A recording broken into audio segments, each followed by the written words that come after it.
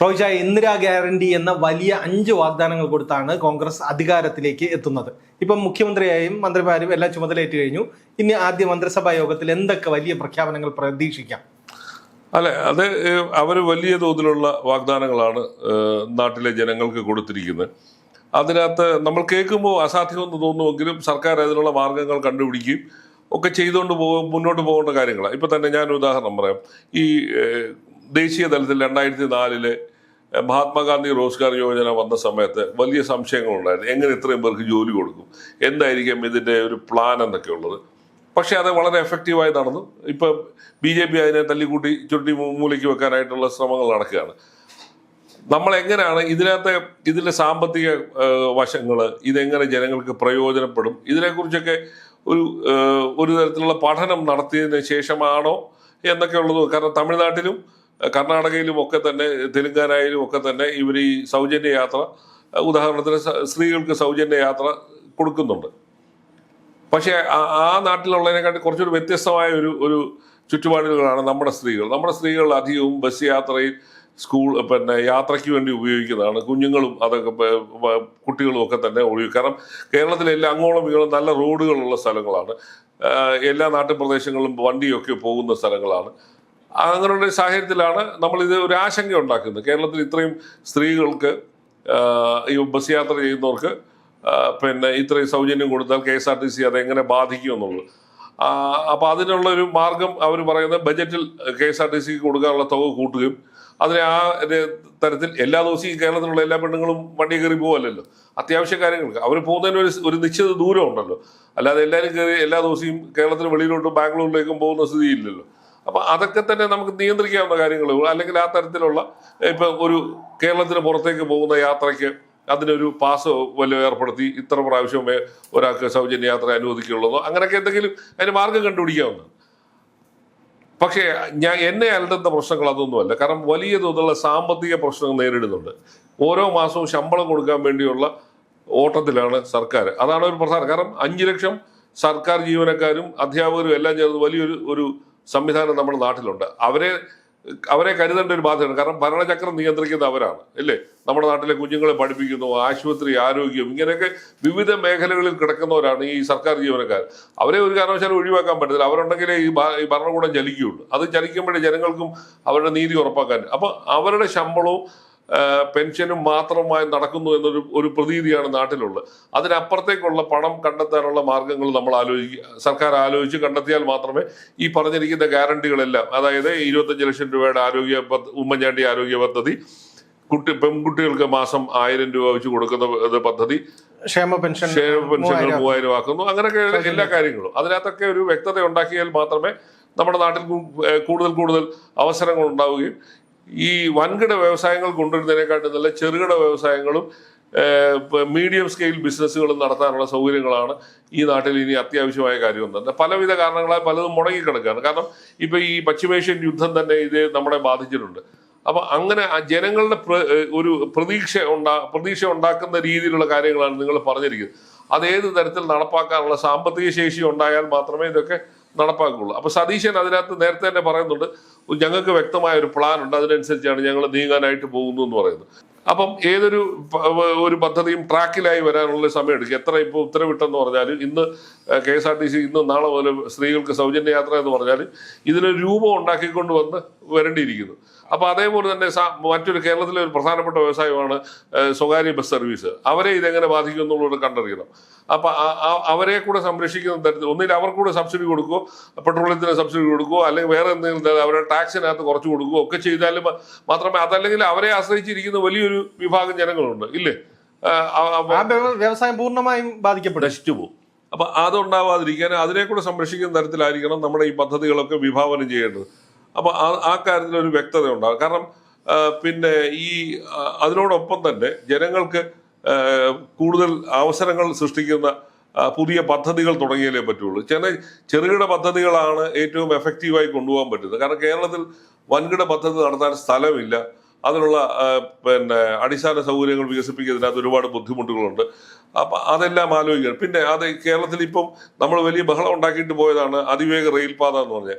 അതിനൊരു പാരലൽ പദ്ധതി, അതായത് ജനങ്ങളെ അധികം തരത്തിൽ ദ്രോഹിക്കാത്ത തരത്തിലുള്ള ഒരു സ്പീഡ് റെയിൽ പദ്ധതിക്ക് നിങ്ങൾ രൂപം കൊടുക്കേണ്ടി. ഇനി എയർപോർട്ടുകളുടെ ഒന്നും ആവശ്യമൊന്നുമില്ല, അതിനൊന്നും ഇനി പ്രസക്തിയുമില്ല. കാരണം കേരളത്തിലെ എയർപോർട്ടുകളിലൊന്നും അധികം ആരും വരാത്ത ഒരു സ്ഥിതിയിലാണ് നിൽക്കുക. കാരണം നമ്മുടെ ഈ പിന്നെ വിദേശ രാജ്യങ്ങളിൽ ഇത് വരുന്ന ആൾക്കാരുടെ എണ്ണം കുറഞ്ഞു വരുന്ന ഒരു സ്ഥിതിയുണ്ട്. അപ്പൊ ഇനി പുതിയ എയർപോർട്ടുകൾക്കൊന്നും പ്രസക്തിയില്ല.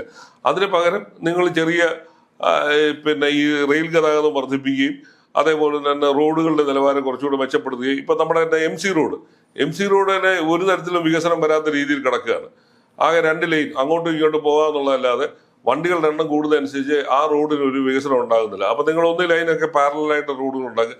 പുതിയ തരത്തിലുള്ള വികസന മാതൃകകളാണ് ഇവിടെ അവലംബിക്കുക. കാരണം പ്രകൃതിക്ക് ദോഷം തട്ടാത്ത രീതിയിൽ ഉള്ള പദ്ധതികൾ വേണം ആവിഷ്കരിക്കുക. കാരണം ഓരോ വർഷവും കാലാവസ്ഥ മാറിക്കൊണ്ടിരിക്കുകയാണ്. 38-40 ഡിഗ്രി വരെ ചൂടിലേക്ക് എത്തിയ ഒരു സംസ്ഥാനമാണ് നമ്മുടേത്. അപ്പൊ അതിനനുയോജ്യമായ രീതിയിലുള്ള കാര്യങ്ങൾ മാത്രമേ ആലോചിക്കുകയും അതിനനുസരിച്ചുള്ള കാര്യങ്ങൾ മാത്രമേ നടപ്പിലാക്കുകയും ചെയ്യൂ. അല്ല, ഇപ്പൊ ഈ പുതിയ സർക്കാർ വരുമ്പോഴേ ജനപ്രിയ പ്രഖ്യാപനങ്ങളിൽ നിന്ന് പെട്ടെന്ന് മാറി നിൽക്കാൻ പറ്റുമോ? കാരണം ഈ ഒരു വലിയ വാഗ്ദാനം കൊടുത്തല്ലേ മുന്നോട്ട് വന്നു. ഇപ്പൊ എ കെ ആന്റണിയെ വി.ഡി. സതീശൻ സന്ദർശിക്കുന്ന സമയത്ത് ആന്റണി എന്നെ പറഞ്ഞിട്ടുണ്ട്, എന്റെ പഴയ സർക്കാരിന്റെ അനുഭവം വേണം, ജനപ്രിയ പ്രഖ്യാപനങ്ങൾക്ക് ഒരു സമയം എടുക്കണം. പക്ഷേ ഇവിടെ പ്രതിപക്ഷം അതുപോലെ തന്നെ ശക്തമാണ്. അല്ല, പ്രതിപക്ഷം ശക്തമാകുമ്പോഴും തന്നെ പ്രതിപക്ഷം ഞാൻ പറഞ്ഞതിനകത്ത് പണം ഈ നിങ്ങൾ ചെയ്യാൻ പോകുന്ന എന്ത് കാര്യങ്ങൾ എന്ന് മുതലാണ് ഉമ്മൻചാണ്ടി ഗ്യാരണ്ടി നടപ്പാക്കുന്നത് ജനങ്ങളോട് പറയണം. 5 വർഷത്തെ സമയമുണ്ട്. പക്ഷെ അത് എഫക്റ്റീവായിട്ട് എപ്പോഴാണ്? എല്ലാം നാളെ നടപ്പാക്കാനൊന്നും പറ്റുന്നൊന്നുമില്ല. അതല്ല, നമ്മൾ ഓരോ പദ്ധതി വിഭാവനം ചെയ്യുമ്പോഴും അതിനകത്തേക്കുള്ള പീരീഡ് ഓഫ് ടൈം പഠിച്ചിട്ട് വേണം ചെയ്യാൻ. പഠിക്കാതെ ചെയ്യുമ്പോഴാണ് പല കാര്യം പാളിപ്പോകുന്നത്. എ കെ ആന്റണിയുടെ സർക്കാരിന്റെ ഒരു ഉദാഹരണം പറയാം. നമ്മുടെ സ്വാശ്രയ മെഡിക്കൽ കോളേജുകൾ, എഞ്ചിനീയറിംഗ് കോളേജും തുറന്നു കൊടുത്തു. ഒരു മാനദണ്ഡവും ഇല്ലാതാണ് ഇത് തുറന്നു കൊടുത്തത്. മനസ്സിലായോ? കേരളത്തിൽ ഇത്രയും ഒരു വർഷം 10,000-2,000 മെഡിക്കൽ കോളേജ് മെഡിക്കൽ വിദ്യാർത്ഥികളാണ് പുറത്ത് പഠിച്ചു വരുന്നത്. അവർക്ക് എവിടെ ജോലി? ഇന്ന് തന്നെ IMAയുടെ റിപ്പോർട്ട് കിടക്കുന്നു. 50,000 രൂപ പോലും സാധാരണഗതിയിലുള്ള ഡോക്ടർമാർക്ക് ശമ്പളം കിട്ടുന്നില്ല. അതാണ് അവസ്ഥ. അപ്പൊ ഇത് പഠിച്ചിറങ്ങി വരുന്ന പിള്ളേരുടെ എണ്ണം കൂടി വരിക. ഇവർക്കൊന്നും ഒരു ജോലിയും കിട്ടുന്നില്ല. അപ്പൊ അങ്ങനെയുള്ള കാര്യങ്ങൾ അത് കൃത്യമായ പഠനമില്ലാതെ വന്നു. ചോദിച്ചവർക്കെല്ലാം വാരി കൊടുത്തു. പക്ഷെ ഇതിന്റെ ഒരു അവസാനം എവിടെയാണ്? ഇപ്പൊ ഇതെല്ലാം കടന്ന് കഷ്ടപ്പെടുകയാണ്. അപ്പൊ ആ അവസ്ഥ ഉണ്ടാവാത്ത രീതിയിലേക്കുള്ള കാര്യങ്ങൾ വേണം നിങ്ങൾ പ്ലാൻ ചെയ്യാൻ. ഏത് പദ്ധതി തുടങ്ങുമ്പോഴും അത് ജനത്തെ കൺവിൻസ് ചെയ്ത് അത് നടപ്പിലാക്കി എടുക്കുമ്പോഴാണ് അതിന്റെ വിജയമായിട്ട് വരുന്നത്. ഇത് പലതും പ്രഖ്യാപിക്കും, 3ാമത്തെ ദിവസം ഇത് പൂട്ടിക്കെട്ടും. അങ്ങനെ ഉണ്ടാവരുത്. ഇപ്പൊ തന്നെ നമ്മൾ മെഡിസെപ്പിന്റെ ഒക്കെ ഒരു അവസ്ഥ കണ്ടില്ല. മെഡിസെപ്പിനൊന്നും കൃത്യമായ രീതിയിലുള്ള പിന്നെ അതിന് ജീവനക്കാർ കിട്ടുന്നില്ല. അപ്പൊ അതൊന്നും ഒഴിവാക്കിയിട്ട് എല്ലാം നല്ല കൃത്യമായി പഠിച്ച് ആർക്കൊക്കെയാണ് നിങ്ങൾ ഈ ഗ്യാരണ്ടി കൊടുക്കാൻ പോകുന്നു എന്നുള്ളതിന് ഒരു വ്യക്തത ഉണ്ടാവണം. ഏത് സാമ്പത്തിക നിലവാരത്തിലുള്ളവർക്ക്, കാശുകാർക്ക് കൂടെ കൊടുക്കാനുള്ളതല്ലല്ലോ 25 ലക്ഷം രൂപയുടെ. അതല്ല, എവിടെ വരെയുള്ള ഒരു മാസം ഇത്ര ഒരു വരുമാനം, അല്ലെ പ്രതീക്ഷിത വരുമാനം ഇത്ര ഉള്ളവർക്ക് മാത്രമേ, അങ്ങനെയുള്ളവർക്ക് അതിനകത്തൊക്കെ ഒരു വ്യക്തത വേണം. ഈ വ്യക്തത ഇല്ലാതെ വരുമ്പോഴാണ് ഈ തോന്നിവാസത്തിലേക്ക് പോകുന്നത്. പിന്നെ കഴിഞ്ഞ സർക്കാരിന്റെ കാലത്ത് തുടങ്ങിയതും മുടങ്ങിക്കിടക്കുന്നതുമായ പദ്ധതികൾ ഏറ്റെടുക്കുക, അത് പൂർത്തിയാക്കുക. കേരളത്തിൽ ഒരുപാട് സർക്കാർ കെട്ടിടങ്ങൾ ഒന്നിനും ഉപയോഗമില്ലാതെ കിടപ്പുണ്ട്. ഒന്നുകിൽ അവ സ്വകാര്യ വ്യക്തികൾക്ക് വിട്ടുകൊടുക്കുകയോ അല്ലെങ്കിൽ സർക്കാരിന്റെ സ്ഥാപനങ്ങൾ തന്നെ വാടകയ്ക്ക് പ്രവർത്തിക്കുന്ന കെട്ടിടങ്ങൾ എത്ര ദൂരെയാണെങ്കിൽ പോലും അതിനകത്തേക്ക് പ്രവർത്തിച്ച് അതിനെ മെച്ചപ്പെടുത്തിയെടുക്കുക. അപ്പോൾ സംസ്ഥാനത്തിന്റെ ഈ വിഭവം ശേഷികൾ പരമാവധി യൂട്ടിലൈസ് ചെയ്യുക. ഇപ്പൊ തന്നെ സർക്കാർ കെട്ടിടങ്ങൾ പണിതിട്ട് ഉദ്ഘാടനം ചെയ്യാൻ മന്ത്രി ചെയ്യുന്നില്ല എന്ന് പറഞ്ഞാൽ, അല്ലെങ്കിൽ മന്ത്രിയുടെ സമയം കിട്ടാത്തതുകൊണ്ട് ഉദ്ഘാടനം ചെയ്യാതെ കിടക്കുക. ഈ ഉദ്ഘാടന പരിപാടികൾ ആദ്യമേ നിർത്തുക. സംഭവം ഇല്ലേ? മന്ത്രിക്ക് വേണ്ടി റോഡും പാലവും ഉദ്ഘാടനം ചെയ്യാൻ കാത്തിരിക്കുന്ന പ്രവണതകളൊക്കെ അവസാനിപ്പിക്കുക. ഇപ്പൊ തന്നെ SLCയുടെ പരീക്ഷാ ഫലം പ്രഖ്യാപിക്കാൻ മന്ത്രി മറ്റേ ഉദ്യോഗസ്ഥന്മാരും വന്നു നടക്കുക. ഇന്നത്തെ കാലത്ത് എല്ലാം വെബ്സൈറ്റിലാണ് ഇടുന്നത് അല്ലേ? CBSEയുടെ ICSEയുടെ ഒക്കെ വെബ്സൈറ്റിലിടുന്നത്. ഇങ്ങനെയുള്ള സർക്കാരിന്റെ അന്ധവിശ്വാസങ്ങളും ചടങ്ങുകളും അവസാനിപ്പിക്കും. ഉദ്യോഗസ്ഥന്മാരാണ് ഇത്തരം പരിപാടികളിലേക്ക് ആൾക്കാരെ കൊണ്ടുപോകുന്നത്. ഇത് അവസാനിപ്പിക്കാൻ സതീശൻ എന്റെ സർക്കാരാണ് തയ്യാറാവണം. അതായത് റോഡും പാലവും ഉദ്ഘാടനം, സർക്കാരിന്റെ പണം വാങ്ങിച്ചിട്ട് എന്തിനാ മന്ത്രി വന്ന് ഉദ്ഘാടനം ചെയ്യുന്നത്? ആ വക പരിപാടി നിർത്തുക. നിങ്ങൾ എന്നിട്ട് ഇത് പിന്നെ പൊതുജനങ്ങൾക്ക് ആവശ്യമാണെന്ന് തോന്നുന്ന കാര്യങ്ങളിലേക്ക് നിങ്ങളുടെ ശ്രദ്ധ തിരിക്കുക. ഈ ഒഴിഞ്ഞു കിടക്കുന്ന സർക്കാർ കെട്ടിടങ്ങൾ അവിടെ അത് പുനരുജ്ജീവിപ്പിച്ചും അങ്ങനെയുള്ള പദ്ധതികൾ നടപ്പാക്കി അതിനെ പ്രയോജനപ്രദമാക്കുക.